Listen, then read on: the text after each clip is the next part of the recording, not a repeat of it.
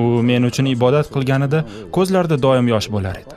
Bir kuni Xudo unga dedi: "Ko'zlaringni ko'z yoshdan ushlagin, toki u dushman yerdan qaytgusidir." 10-aprel 1998-yil to'yimizning 1 yilligi edi.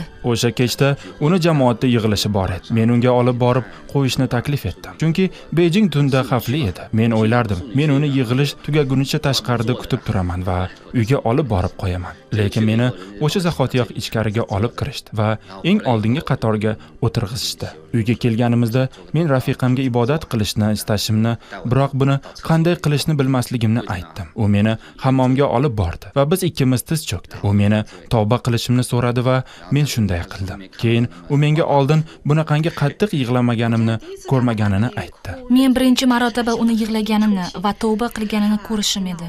Avval u ho'ngrab, so'ngra baland ovoz chiqarib yig'lay boshladi. Ko'z o'ngimda osmon katta kitobga aylangandek bo'ldi.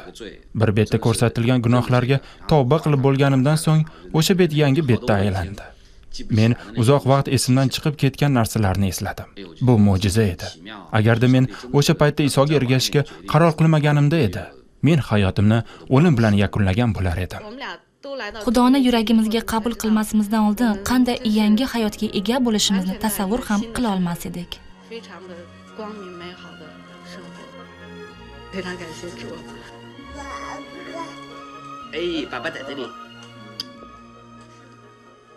Chindan ham hozir biz juda ham yaxshi muloqotda ekanmiz. U meni tushunadi, men uni tushunaman. Xudo aytganidek, biz bir bo'ldik. Xudo biz bilan. Xudoga er va xotin birga yaqinlashishi shunday yaxshiki, men xotinim bilan muloqotga kirishish qiyin emasligini va u qanchalik mening sevgimga muhtoj ekanligini his etyapman. Men u bilan, ya'ni men sevadigan yagona ayol bilan o'zimni to'liq his etyapman. Men bir kuni unga biz go'yoki bir-birimiz qayta sevib qolayotganimizni aytdim. Xudo mo'jizalariga to'la. U bizning uyimizga sevgini olib kirib, bizni iblisning qo'lidan qutqarib qoldi. Bizning hayotimiz jannat bog'idagi hayotga qaytdi. U yerda hech qanday aldov yo'q. Ilgari men qo'l telefonim va pagerimni bekitib qo'yar edim. Chunki uni mening barcha ishqiy munosabatlarim haqida voqif bo'lishini istamas edi. Biroq hozir agar menga kerak bo'lmasa, qo'l telefonim va pagerimni unga tashlab ketaveraman. Men undan telefon qo'ng'iroqlarimga javob berishini va ishlarimga yordam berishini so'rayman. U mening shaxsiy kotibamga aylandi va men ham uniki bo'lib qoldim.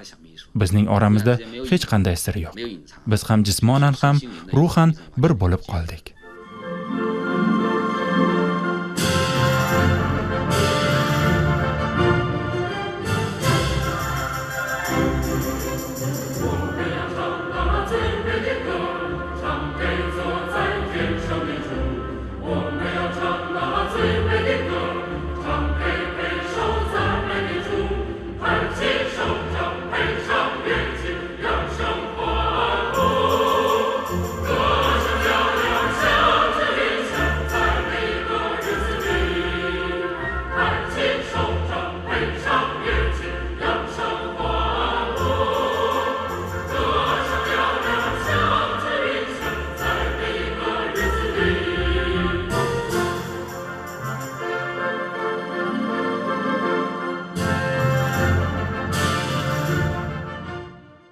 Biz balki hech qachon nima uchun Masihning hojdagi o'limi bizning jonimiz va hayotimizni qayta tiklashga bunchalik qodir ekanligini tushunmasligimiz mumkin.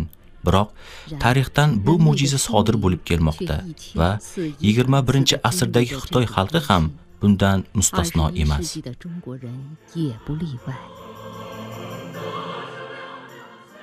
Biz ajralish haqida gapirmas edik-ku, lekin ajrashgandek edik. Bizning nikohimiz xavf ostida edi.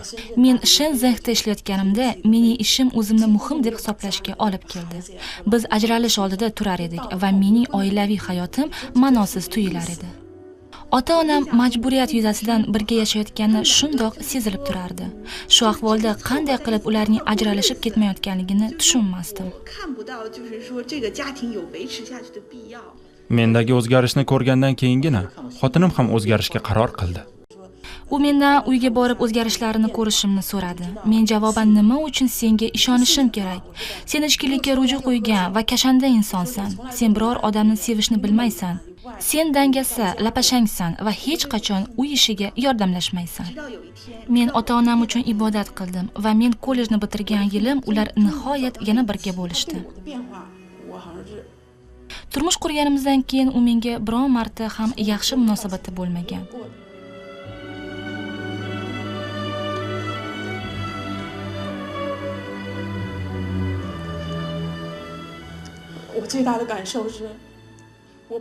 Yoshlik paytimda xunuk ham emasdim. Aksincha, juda chiroyli qiz bo'lganman. Shunday bo'lsa ham men uni o'zgartira olmadim. Hozir esa ancha qarib qoldim. Lekin hozir u menga juda yaxshi munosabatda bo'ladi.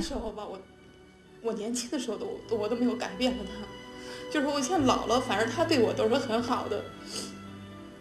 5年前的时候，我们家有3辆汽车。5 yil avval bizning 3 ta mashinamiz bo'lar edi. Hozir esa 3 ta mashina o'rniga 3 ta velosipedimiz bor. Shunday bo'lsa ham men o'sha paytdagi hayotga qaytishni istayman. Hozir faqatgina velosipedimiz bo'lsa ham hayotimiz tubdan o'zgargan. Avvallari har doim erimga choy damlab berar edim. U esa hech qachon bu ishni qilmasdi. Lekin hozir tush paytidagi uyqudan ko'zimni ochsam, damlangan olong choy yonimda turgan bo'ladi. Men bu choyni juda yaxshi ko'rganim uchun erim uni ataylab men uchun tayyorlaydi. Agar bu Xudoning qudrati bo'lmaganida, erim hech qachon bunday ishlarni qilmagan bo'lar edi.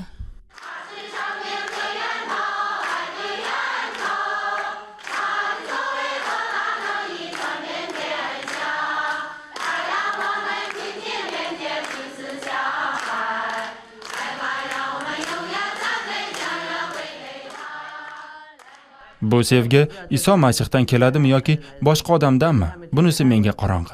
Lekin ular meni chin dildan sevishadi. Bu haqiqat, o'zgarmas haqiqatdir.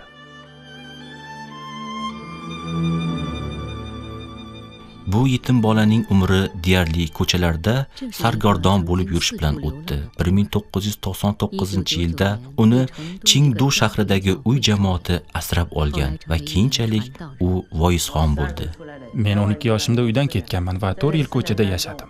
O'sha paytlarda men minglab ko'cha janglarida qo'shilib qolganman. Menda ko'plab chandiqlarim bor. Bir kuni meni orqamdan yaralashdi. O'shanda men ko'p qon yo'qotganman va meni kasalxonaga olib borishdi. Shahardagi jamoat ko'chalarda va temir yo'l vokzallarida tentirab yurgan qarovsiz bolalarni asrab olish uchun bolalar uylari tashkil qilgan edi. Biz bu bolalarni topib olganimizda ular ko'chalarda yashar edilar. Ular ko'plab yomon odatlar orttirgan edilar. Biz ularni faqatgina Masih bera oladigan sof sevgi bilan sevib, Xudoning kalomini o'rgatar edik. Men bu odobsiz bolalar bizni katta oilamizga qo'shilganlaridan keyin tez orada ulardagi o'zgarishlarni ko'rdim. Ularni yangilab, hayotlarini o'zgartirayotgan narsa bu faqat Xudoning sevgisidir.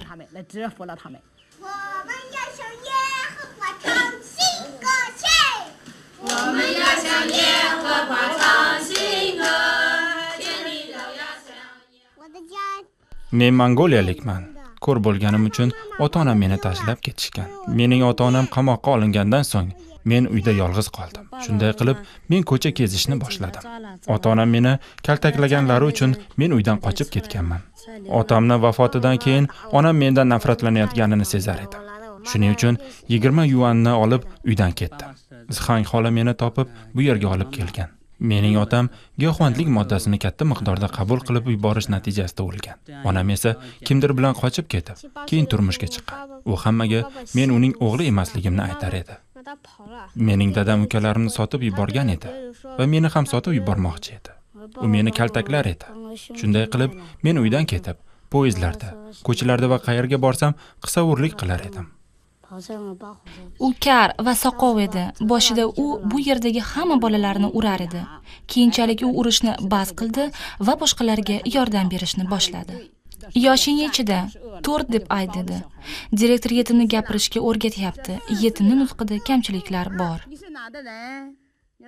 Qayerdansan? Ota-onang qayerda?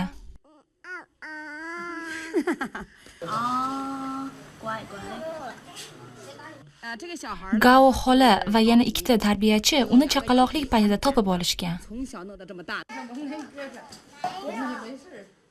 Men doim o'zimni eng yaramas deb hisoblab, o'zimga nisbatan hurmatim yo'q edi. Biroq yetimxonadagi o'qituvchilarning sof sevgisini ko'rgach, men boshqalarni sevishga o'rgandim. Buning barchasi Isoning sevgisi tufaylidir. 都经受了风吹雨打，巴不得一夜走遍全世界，把爱的种子播撒。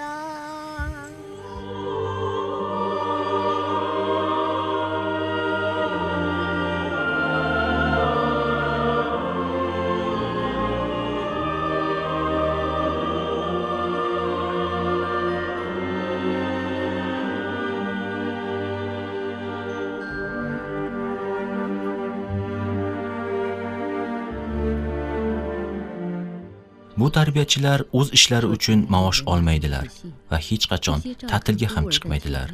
Ular bu ishni jamiyatning ko'magi yoki qutlovi bilan emas, balki yashirincha qiladilar, chunki bu noqonuniy bo'lgan uy jamoatlarining xizmatidir.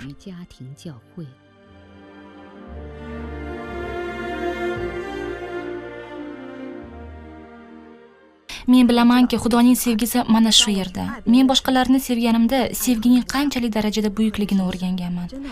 Sevgi bu bag'ishlash va qurbonlikdir. Sevgi muqaddasdir.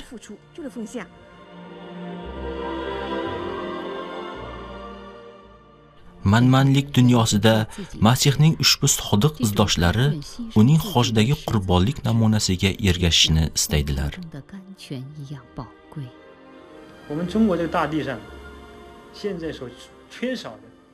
Bugungi kunda Xitoyda yetishmay turgan narsa bu sevgi, ya'ni Rabbimiz Isodan keluvchi abadiy sevgi. Biz bir bora Xudoning sevgisini qabul qilamiz va u har bir insonning yuragida o'sib, hayot baxsh buloq kabi oqib turadi. 爱主哈能获得。 Xudoning sevgisi oilalarga tinchlik keltirdi.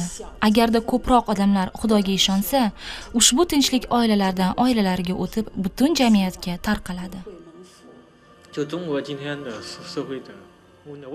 Bugungi kunda insoniylik Xitoy jamiyatidagi eng katta muammodir. Mening fikrimcha, xitoyliklar sevish qobiliyatini yo'qotishgan va bu juda ayanchli va dahshatlidir. Xitoylik ziyolilar Masihning sevgisini muhokama qilib, o'zlarining nopok yo'llari bilan uni ta'qib qila boshladilar. Ko'pchilik meni jamiyatimizning jiddiy tanqidchisi deb hisoblashar edi. Biroq bu mening faqatgina bir tomonim xolos. Mening haqiqiy o'zligim ko'proq yaqin bo'lgan tomonim, ya'ni sevgi, achinish va hamdardlikdir. Bu fazilatlar mening tushunchamga Injilni va masihiylikni o'rganish orqali keldi. 95% amerikaliklar Xudoga ishonishini aytadi va men ham shularning biriman. Prezident Bush Xitoyga tashrifi chog'ida 11-sentyabr voqeasi haqida gapirganida ko'zlarida yosh bor edi. U yerda bo'lgan mezbonlar va shuningdek talabalar ham bo'lgan halokat haqida o'zlarining hamdardliklarini izhor etishlari kerak edi. Qayg'u bilan aytamanki, bu haqda hech savol yoki mulohazalar bo'lmadi. Men bilamanki, ularning qalbida Xudoning sevgisi yo'q. Ular boshqalarning dardini his eta olmaydilar.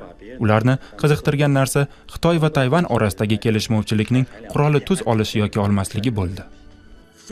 E'tiqod erkinligi bu qo'rqish kerak bo'lgan narsa emas. Aksincha, xursandchilik ila qabul qilinadigan narsadir. Chunki iymon bizga axloqiy ildizlarni beradi va o'zimizni yuqori standartga, ya'ni sevish va boshqalarga xizmat qilishga o'rgatadi.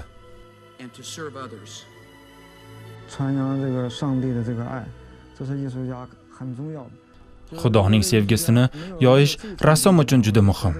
Aks holda u qilgan ishning estetik qadri yuqori bo'lgani bilan hech qanday ma'no anglatmaydi. Yaxshi rassom jamiyatga sog'lom va foydali quvvat bag'ishlashi kerak. Xitoylik mashhur rassom Wang Yongxing hayotida bir marta katta gunohga botgan. Men qizlarni kiyim almashtirgandek almashtirar edim. Atrofimdagi boshqa rassomlar hamda do'stlarimda ham xuddi shunday ahvol edi. Ularning ko'pchiligi omadli rassom edilar, lekin oila masalasiga kelganda ularning hammasi ham omadsiz edi.